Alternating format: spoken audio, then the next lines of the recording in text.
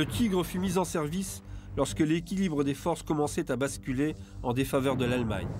Il eut un impact décisif sur les opérations offensives, mais il fut aussi une formidable arme de défense. Les situations auxquelles il eut à faire face étaient souvent au-delà de ses capacités. Le manque de ressources provoqué par les raids aériens alliés ne permit pas d'en construire suffisamment, et la destruction des infrastructures empêchait de les acheminer là où il y en avait le plus besoin.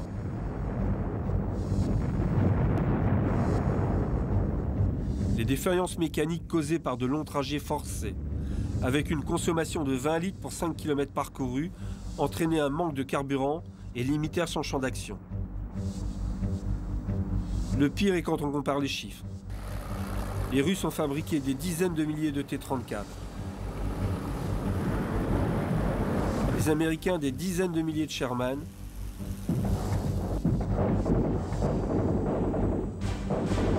Et les Allemands ont seulement construit 1500 Tigre 1 avant de devoir abandonner la production en 1944.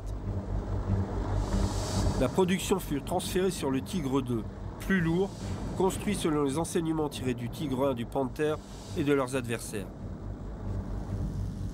Si un équipage allié aux Russes devait s'extraire de son char en urgence, il savait qu'il pouvait revenir sur le champ de bataille avec un autre char dans la journée, et leur char endommagé était réparé ou mis à la casse très rapidement. Si un équipage de Tigre devait abandonner son engin, il avait ordre de le détruire pour empêcher qu'il ne tombe aux mains de l'ennemi. Il savait aussi qu'il ne serait pas remplacé immédiatement, le cas échéant.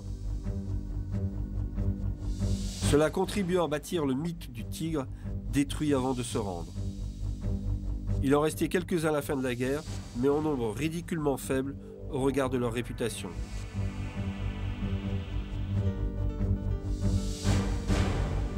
Comme pour tout prédateur obligé d'opérer devant un nombre toujours plus grand d'adversaires, la défaite est inévitable.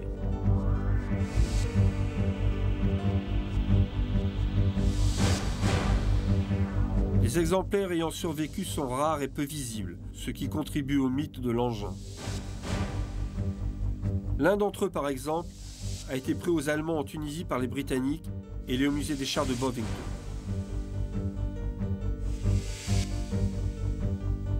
Un autre apparaît de manière plus menaçante au mémorial de Vimoutiers en Normandie, figé le long d'une route. Un Tigre en état de marche est parfois de sortie au musée des blindés à Saumur.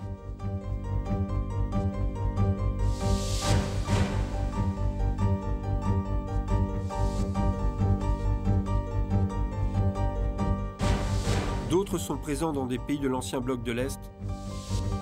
Et comme ces pays s'ouvrent progressivement au reste du monde, peut-être verrons-nous d'autres exemplaires de ce monstre conquérant.